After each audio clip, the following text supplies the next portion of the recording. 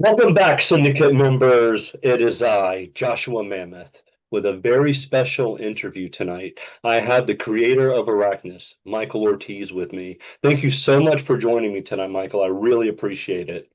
Oh, my pleasure. Happy to be here. So Arachnus now, this is a character from the '90s, and this character has a lot of lore. I know a lot of the guys that I know and I'm friends with. They're really into this character, and and it's also hard to find a comic too. So I think first off, what I would love to know, and I'm sure a lot of the Syndicate members know, is where did this character originate from? Um, you mean how I made him up, or Yeah, how did you come up with this character exactly? um, actually, it was sometime. I think it was a little bit after high school, and I was airbrushing for this company, uh, and this was like shit, like 90, 91, 92, and and I think it actually was around 92, and I saw Rob Liefeld on a commercial, a blue jean commercial, and and when I saw that, it impressed me, and the way they had his artwork displayed, I was like, that was the first idea that I ever had in my life that I could, maybe pursue a career in comics. And and I was like 22 or 23 at the time. And so immediately I just started trying to come up with characters of my own. And I started working on this ninja guy, a vigilante dude that I was working on. And I was trying to come up with a scene where he would fight this monster guy, like a serial killer. And there was a scene where I kept trying to get this serial killer dude to look menacing by jumping off this shed onto my character, and my character looking up at him, and maybe silhouetted by the moonlight. I wanted this guy to look menacing, and I kept trying to draw him over and over again to make him look, menacing or scary, and I just couldn't fucking do it. And so and I remember uh, thinking distinctly about a movie I saw when I was a kid about giant spiders. It was called The Giant Spider Invasion. And it was like a terrible 70s flick. Um, but it had impressed me, especially this one scene where the spider jumps on this girl from a loft in a barn, and that scared the shit out of me when I was a kid. So I thought about that, and I thought, so I put like these spider legs coming out of his back, and he'll look like a menacing spider dude or something. And and because of the silhouette, it looked cool to me. So I thought, let me draw this character out and see what I can do with him. And then and I played around with a few ideas at the beginning with mechanical legs, and then coming up with a name for him. Originally, I was going to call him like Trapdoor, and but I didn't like it. And then I thought of Hey, Michael, sorry, my camera is screwing up. I don't know. oh yeah, I thought it was a cool special effect. That's fine. Sorry about that. Yeah, no worries. It's been on for over an hour. I don't even know. I think. Hmm. Okay. Sorry about that. It should have still picked up all the audio. So. Oh yeah, oh, no worries. I cut you off there. We should be good though. Yeah, yeah. I was rambling anyway. Sometimes I do that.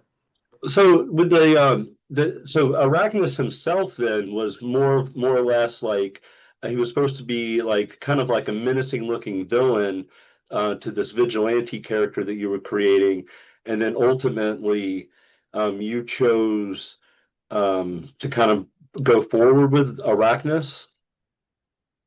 Yeah, not really. It was just I was like creating a bunch of characters at that time. Uh, it was something I realized that I loved doing was just coming up with story ideas and creating characters. And and I was deeply influenced by just growing up in that era with like somebody like Frank Frazetta to look up to. So, and um, when I was interested in fantasy and science fiction, most of my life, especially with the books that I read, um, and I loved to read a lot when I was younger. I read everything from Conan to Elric to, I mean, all the fantasy novel uh, writers and even some horror writers, Dean Koontz and Stephen King. And all of that just basically influenced a lot of the uh, just this whole plethora of characters that I came up with. Arachnus was one of them, and and I loved Wolverine growing up, and Spider Man, and and I didn't read comics per se. I liked comics. Uh, I think that's why I was so surprised that there was actually an artist industry that existed where these people were actually getting paid to draw comic books. And I remember being surprised by that. Like, wow, you can get a job doing that kind of shit. That's crazy. Is So that, is that why you got into reading Image comics though, because of Liefeld? yeah, yeah. I mean, I got into reading Image comics because uh, you know, I was a big fan of what they were doing at that time, especially with the digital colors, and that was a new thing. Um, so it was pretty, I was amazed, but Spawn came out. Uh, I think that was the first Image comic, um, and I was just amazed by the colors, you know, Mm. and the artwork, of course, '90s the '90s work, and and I always liked Rob Liefeld's work. I thought it was comic bookish, it was very comic booky.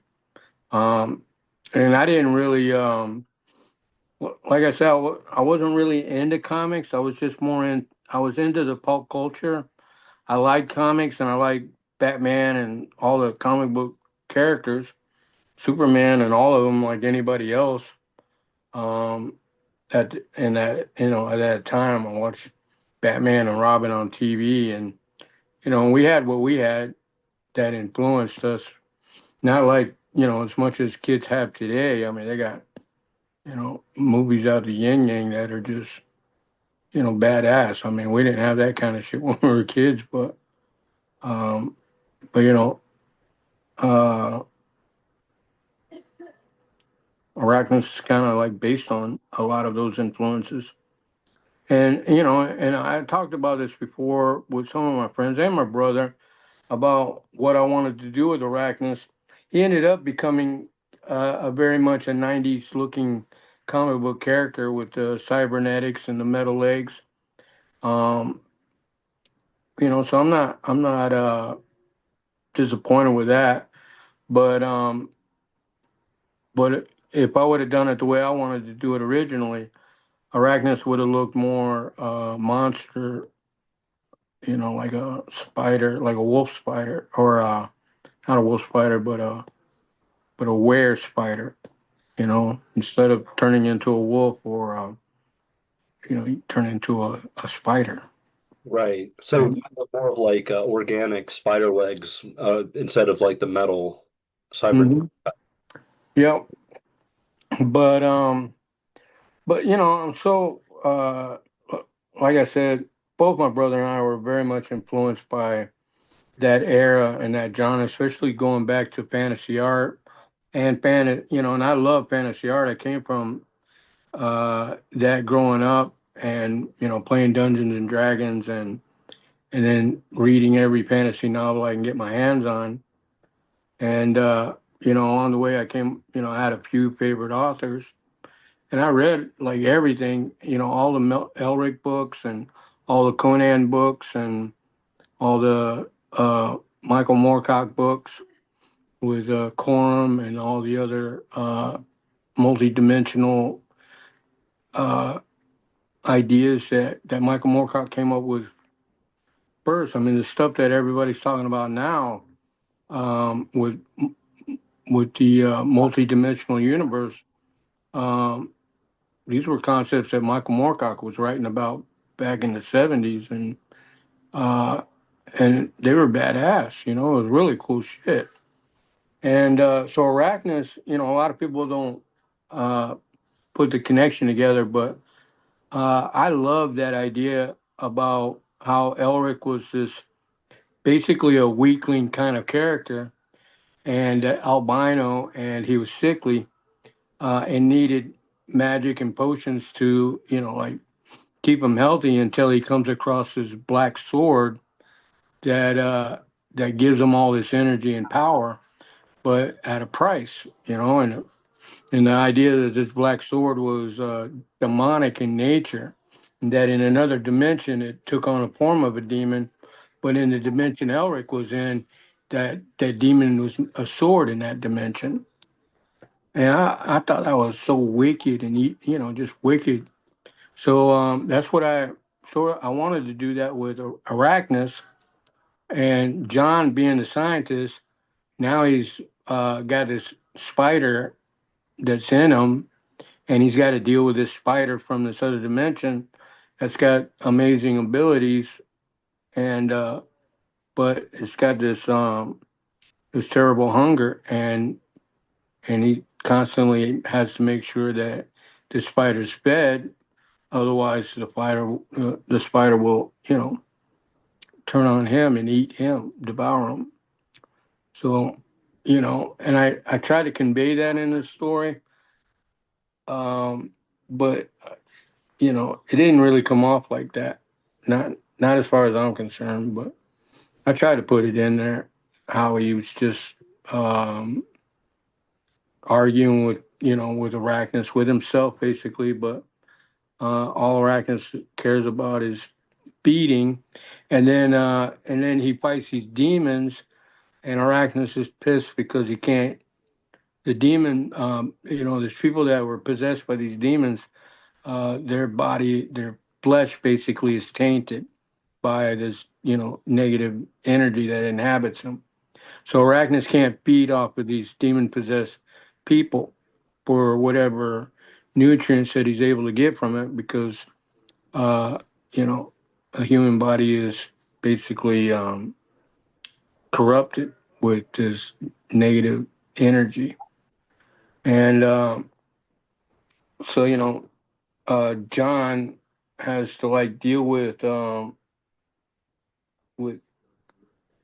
determining who's good or bad, who deserves to be eaten, um, which is, and then also because Arachnus is quantifiable, that he breaks down into, that when he breaks down in his core, that he's like, I forgot what the word was, but has it's eight with like 1,000 zeros behind it, and how many there are uh, spiders inside of John.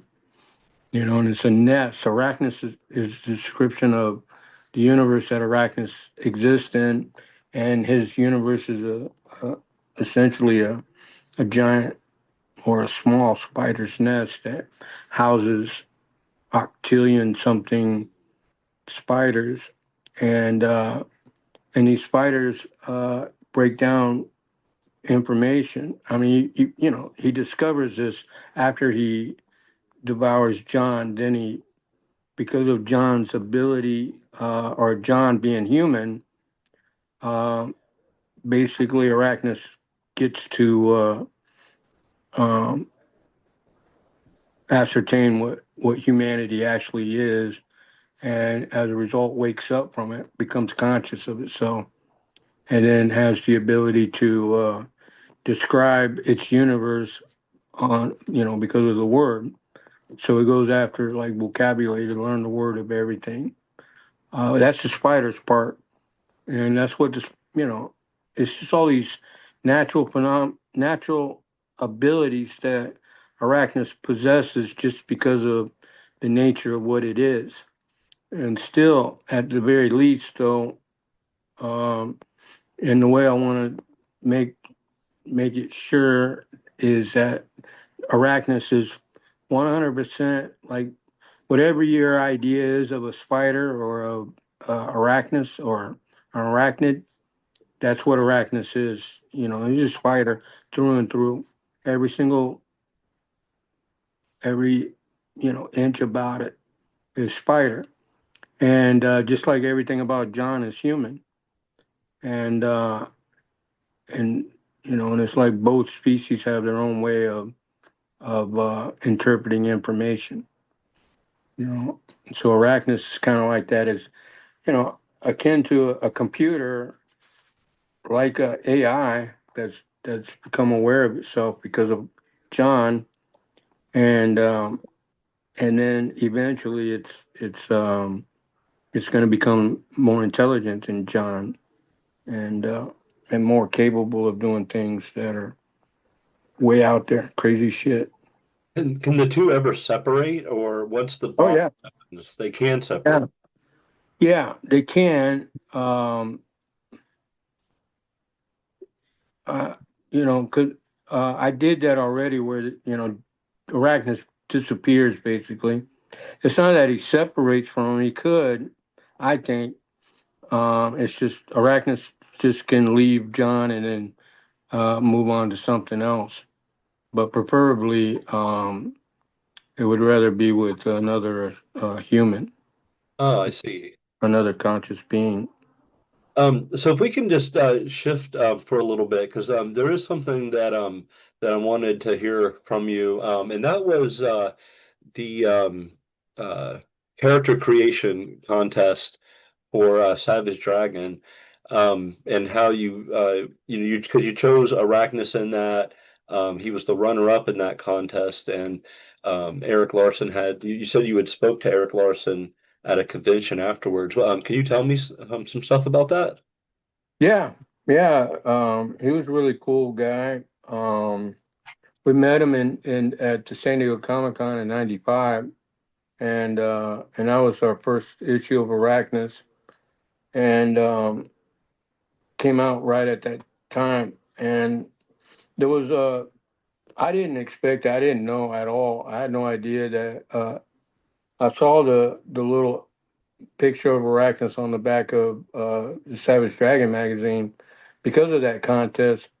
uh, Eric posted like images of the other runner ups, and I was happy to see it when I saw it. I was at the mall and at a book stand or Books a Million, and it was just a comic book, one of those little stands they had, and I saw it, and I was like, "Wow, Arachnus!" It was really cool.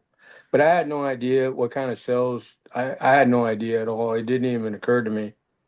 Um, that little picture would have any effect at all, Just something I thought was cool. And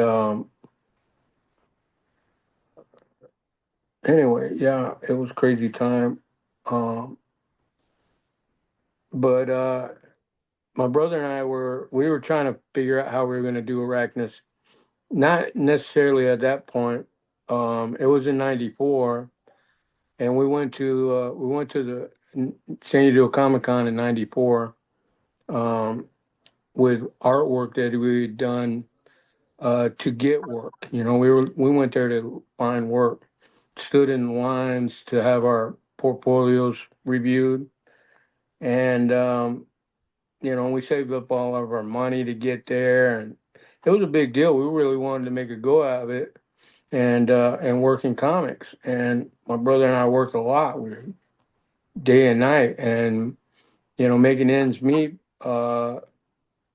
doing odd jobs and stuff, and um, and it was fun. We had a good time. We were young, um, and this was in Vancouver, Washington, and I was I had just apprenticed as a tattoo artist for a year, and I finally got my my my right to tattoo, I guess, uh, and that was right before the Comic Con, and so I was concerned about.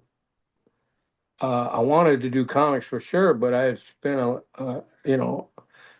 lot of time trying to get to tattooing, and and it was fun. I was enjoying it, but I wanted to do comics. I wanted to do that, and so when we went to the Comic Con in '94. We It didn't work out that we got jobs with anybody. Um, Came close a couple of times. Um, I got picked up by, or not picked up, but offered an opportunity to work at Top Cow while I was there, but they wouldn't bring my brother along yet. They said that he still had to work on his inks, um, that he was almost there, but because they wouldn't take him, I didn't feel right for me to accept the offer, right? So I told them no. I said, "You got to take me and my brother." You know, it's just the way it was. Mhm. But while we were there, I had some drawings and some artwork that I did for Arachnus, but I just had it with me, and like my portfolio, it was just uh, in case maybe we met somebody, and that's kind of like how it happened. We met Mushroom Comics there.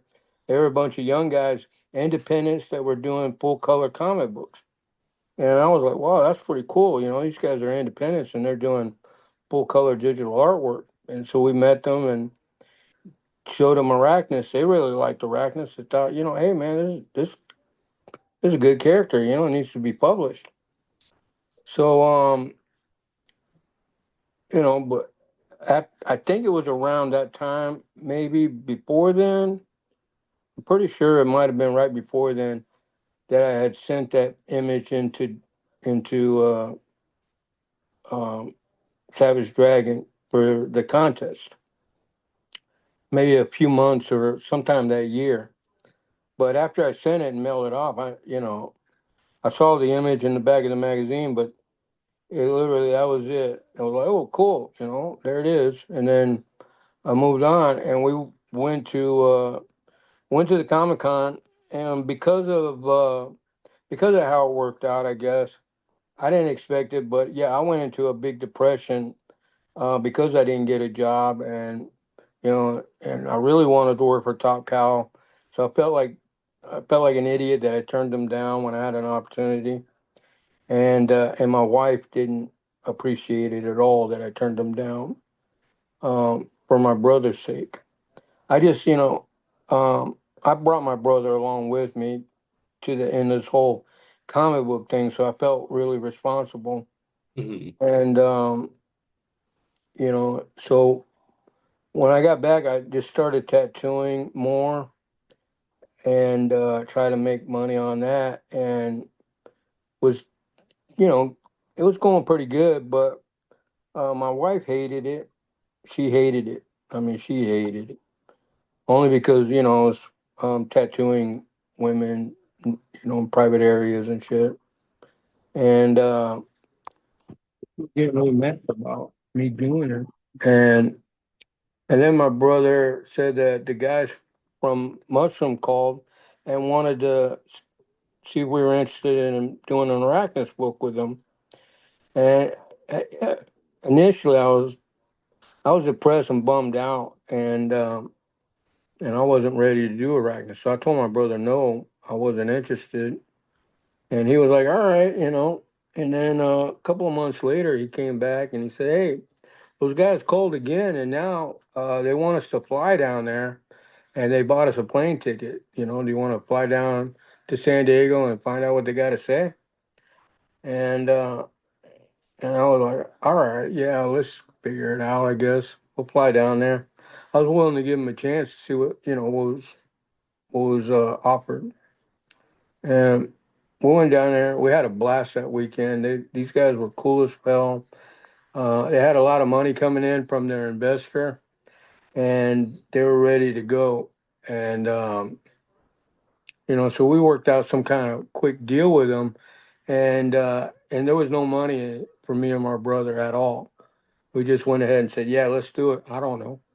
I didn't know it was gonna do anything, if anything.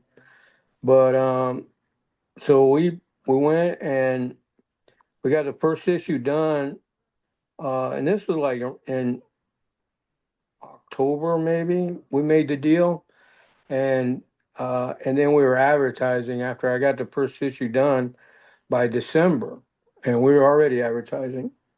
And I think that's where we went wrong, was advertising or promoting already before we were even done with all the books. I was on the second issue, in the middle of it, just starting it really, before we were advertising already for the first issue of the book. And then, and then and I don't know anything about the comic book industry. Once you're in, I spent a couple of years trying to get in, but now we're in, and now all of a sudden they're like, "No, we got deadlines, and if we don't get them done on these deadlines, everybody's going to drop your book. They're not going to be interested if you can't make your deadlines." And I'm like, "Well, fuck, I have no idea what this story's about, and I really, I don't know what we're doing. It just Mhm. This was more on the fly, and we just." I guess I expected it maybe to be easier than it was to come up with a story, but I didn't. It was my experience, and looking back on hindsight, I realized I cared too much about the character just to let anything go. And when anything was going, it really bugged the shit out of me. It was bugging me like big time. Mhm. And so, and then we started in 95 and we finished in 97. And it was 3 years straight where I was busting my ass like 19, 19-hour days every day, all the time. Now, and it's hard to cut you off, but so you were actually writing the story like issue to issue, or were you planning anything out in advance at all, or do I you? mean, we would talk about the ideas, where the direction we wanted to go, but we're not experienced. I never. The first issue of Arachnus was the first comic book I did to completion. Like 24, 25 pages. I done a couple of comic books before then, like one issue of codename Heavy Metal for London Night Studios, and that was an 18-page black and white, and I did that in like 91 or 92 while I was in the army, and so I didn't. I loved doing comics, but I didn't know what I was getting into basically, especially back then. There was no internet, nothing like that, right? Okay, for sure. And we jumped on it, and turns out that I'm a bit of a perfectionist, I guess, because even that first issue of Arachnus, I did that issue 3 times before we finished on the final. And I literally almost did every page in that book once or twice over, just because I wanted to make it look better. My brother would finish inking like really detailed work, and then immediately, as soon as he was done inking, "I'm sorry, yeah, we're not using this page. I redid it, and this is the page we're gonna do." And then he's like, "Oh God, man, it was a lot." But yeah, we were crazy. But so Arachnus came out, and all of a sudden it started selling like wow, like I didn't. Whoa. why is it selling like this? And it had to do with that, with the Savage Dragon thing. Just that little spot in the back of his magazine, and it. Tony, that was absolutely huge. Because I Yeah. remember, and like I said, I actually had the issue in my box back here. Yeah, that was incredible. And I know a lot of guys thought that Arachnus should have won that. Um, besides the actual winner, which wasn't a bad character or anything, but you know, it just it's eclipsed by Arachnus because when you see that picture in the back and you're like, Eric, why did you pick this guy? Yeah.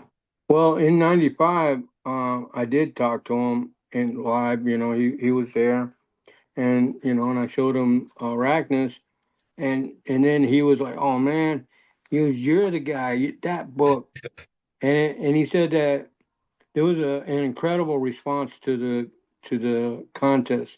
Like thousands of people were sending their work in, and thousands of letters. And like I said, there was no internet back then, so everything was just fan mail, right? And he got a shitload of fan mail from his fans. And when he picked the lobster guy, he said he got fan mail just hating on him. Just everybody was pissed that he picked the lobster guy when everybody wanted him to pick Arachnus, right? And so he said he got a lot of shit for it. And you know, and it was a big headache for him because it was just a lot of mail, and he had a staff read it all, and a lot of it was negative shit because of Arachnus. And then he confided in me, said the reason I didn't pick your character was because I didn't know how to draw those legs. I didn't know what to do with those legs.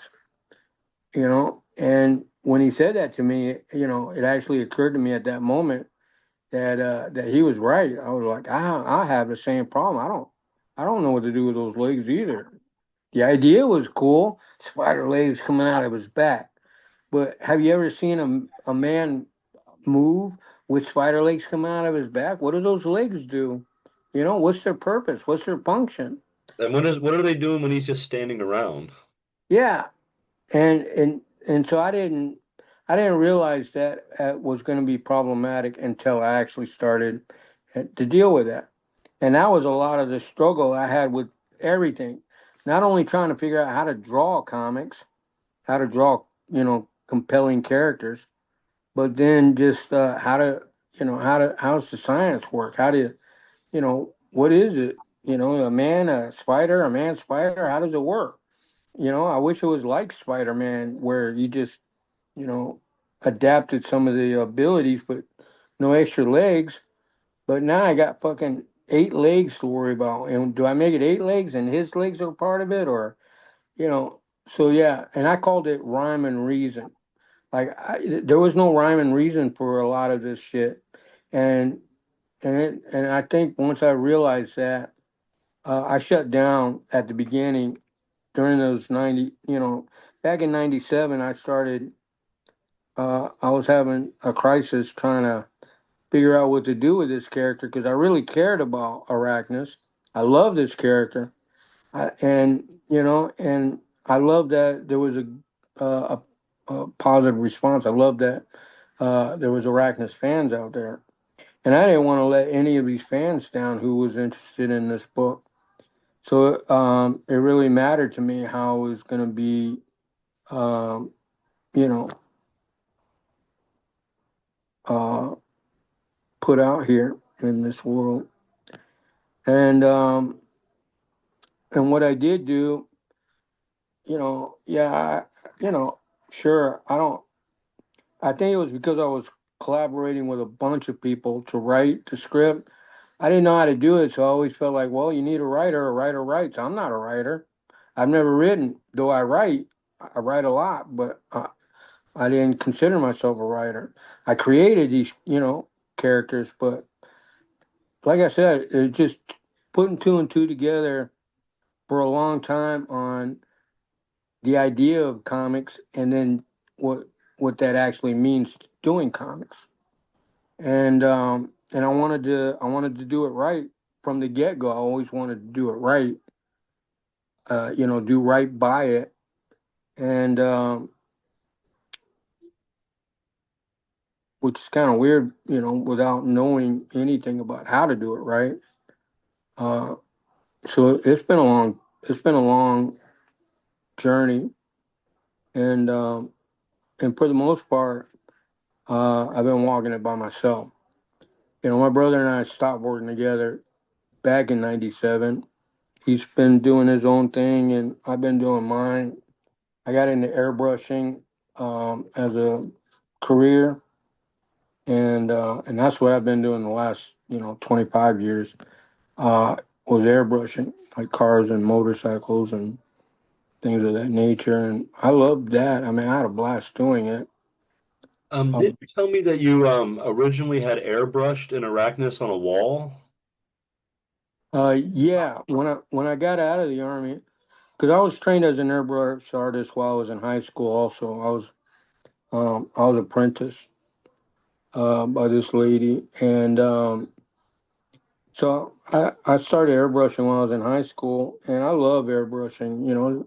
It's a great medium, and so when I got out of the army, my brother and I opened up an airbrush shop right away in Fayetteville, inside of a comic book store that belonged to a friend of mine, inside of a plaza that had a. Back in the day, there were these dollar theaters. There were Hmm. movie theaters that cost $1, and there was an arcade right next door. So it was an ideal place, and we had a lot of fun uh, airbrushing there, and especially in the comic book store. So there was a lot of comic book airbrush characters, and I did a lot of that on T-shirts and jackets and stuff. But while I was there, I had this idea to do an Arachnus painting, so I painted Arachnus and had it hanging on the wall, the canvas that I'd finished, and that's really where it just everybody kept coming in and like, wow, that character looks great, and then I'm like, yeah, I'm gonna make a story out of him because he's such a good response, and it happened years, over a couple of years before we actually got to the nitty gritty and started writing it.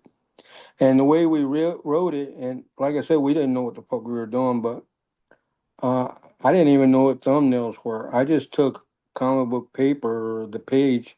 I knew enough about drawing on 11 by 17 Bristol. I just took that paper and just started drawing on it, trying to figure it out.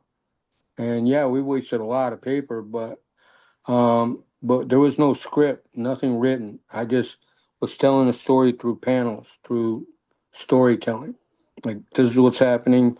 And then we talk about it with my brother. And I say, yeah, in this scene, I guess we're going to have him talk about this, and we'll have him talk about this and say this, but I was just drawing the pages out as I thought the story line would go. Later, I found out, I didn't know this at all, but I heard that Marvel Comics did a lot of their comic books that way too, where the artist would just draw out the comic page and then they would put dialogue to it. And so I was like, well, that's weird.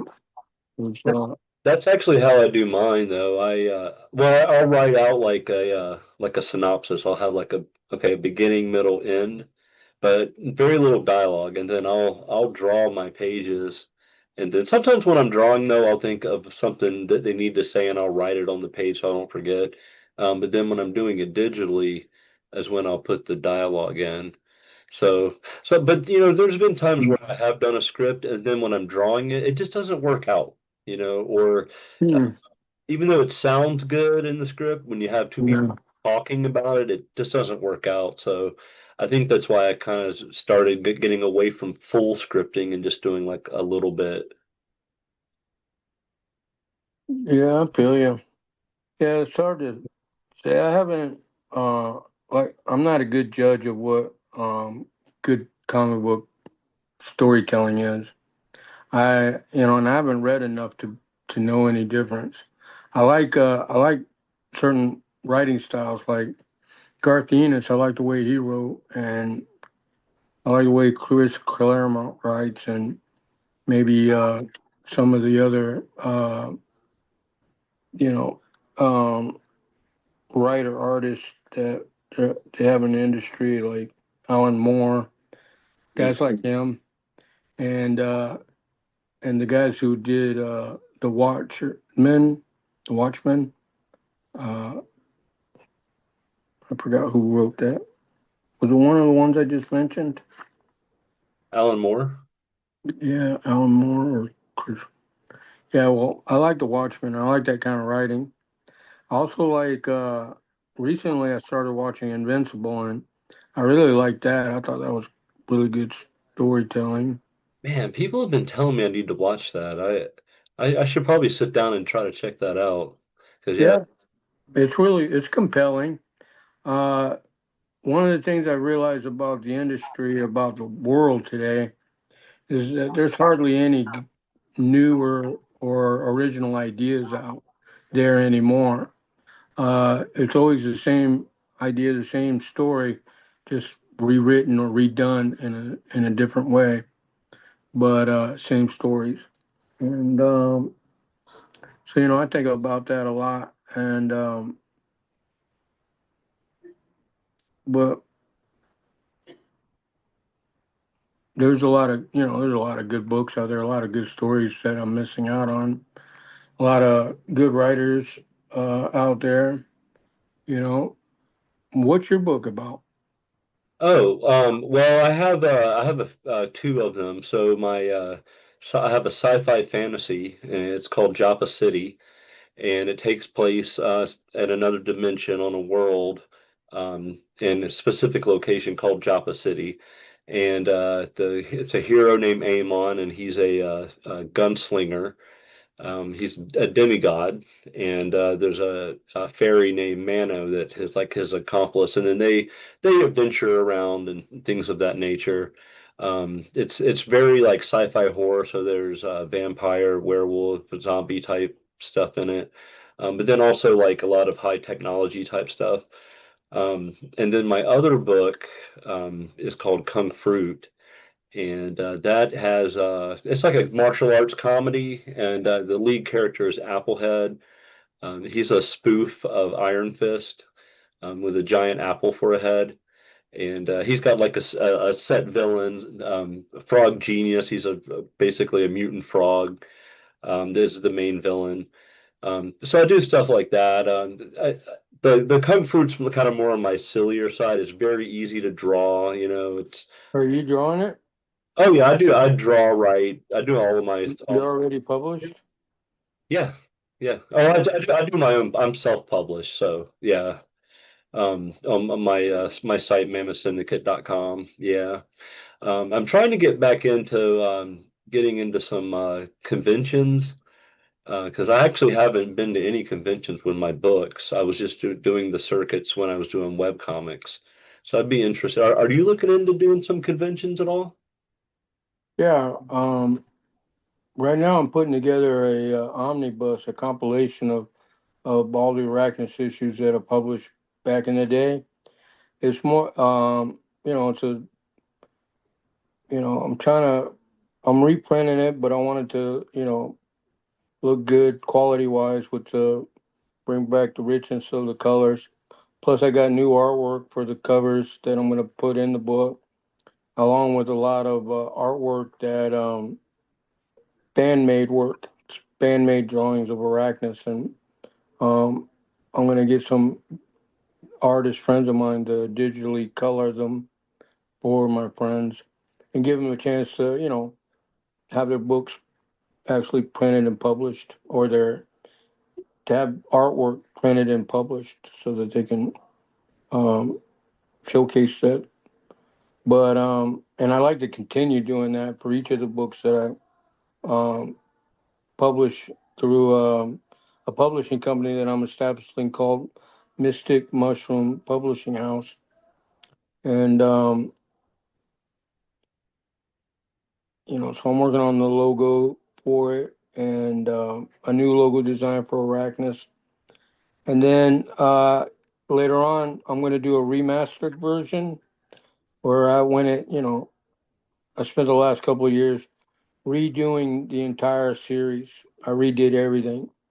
to tell it better, to bring things into cohesion, Mhm. because I found rhyme and reason for everything, and so I had to create, you know, just develop each of the characters and give them more depth to them, and I redesigned all the characters in the book, and the story I think is I'm happy with it. If I die and this story gets out, I'll be okay. I'll be able to move on. Right now, the story that I have so far, I mean, it's 90s. Hopefully, people will appreciate it. And They will appreciate it for sure. That's a big comeback, that art. I've seen it in many independent comics lately. That style is extremely popular right now. So I would definitely be interested in seeing some of the new work from you, as well as like an anthology of the old stuff, because that would just be awesome to have everything in one, but then also like have, like a redux, like the redo version of what, you really wanted to tell people. That would be absolutely amazing. yeah, yeah, that's what I'm hoping to do. And I did it. I'm doing it. I was gonna lead with that this year first, but a friend of mine. Do you know Andrew Mangum? No, I don't.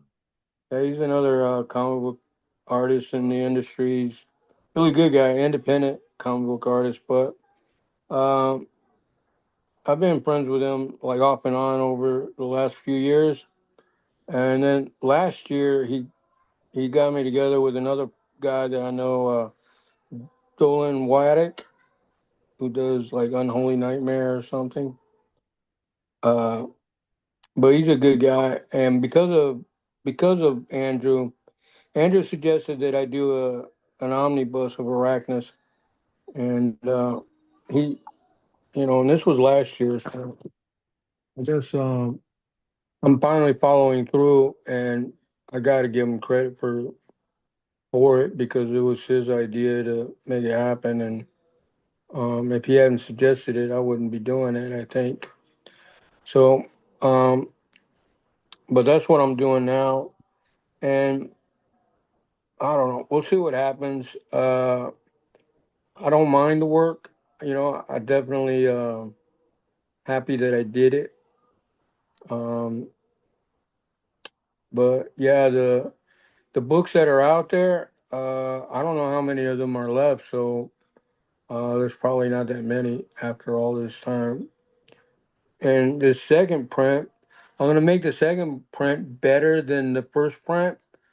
But it's still just the second print. It's not. Um, I don't know if that matters, but No, I don't think so. I mean, honestly, they're just so hard to get. And then if you can get it, how much am I going to have to pay? And then in what condition is it going to be in? So I would be, Mhm. for sure picking up a second print, especially since it actually hasn't circulated in a really long time. Yeah, yeah, yeah. I'm gonna go through Kickstarter first, and Mm. then afterwards we're gonna do an Indiegogo, and then fund my comic. I think we have to try that because uh, that's pretty cool, newer platform to help get books out there. So I want to try that and see what how that works out. Definitely, and let me know when you lock all those down, because we can either do a new show to promote it, or I'll just I can promote it for you. Yeah, that'd be great. That'd Yeah, be for great. sure. I'm very interested to see what Yeah. you're going to come up with, and I know a lot of guys are. So I'm really happy that we got the time to we actually got the technology to work, and we got the interview now. So thank you so much for joining me. I really My appreciate. pleasure, Josh. Yeah, I hope I didn't bore you on this. No way, dude. This has been awesome. Like I'm on the edge of my seat, like listening to this. It's like comic royalty here tonight. So I really appreciate it. And I'm sure the syndicate members are going to love it. I know John Apple's going to love it, because he's the one that put us together. And you should put his fan art in your book too, because that. Yeah, yeah, definitely. His he's got a character he drew that I'm going to put in. in the book. His was painted by Dave Kemp. Oh, right. Yeah. Yeah, he's amazing. And I watched John actually ink in front of me, and it just it makes me really nervous to watch him putting ink down on a paper on a flat surface. I'm like, wow, that's bold. Yeah, well, he's good at it, and Definitely. yeah, I like his passion. He's a good guy. Definitely. All right, well, I'm gonna wrap it up because I got some got to get back to work for a minute, but I do really thank you so much for taking the time. Yeah, my pleasure, Joshua. And yeah, anytime and anything you want to know, just call me and let me know. Awesome. I really appreciate it. Well, I'll talk to you soon, Michael. You take it easy, bro. You too, Joshua. Have a good night.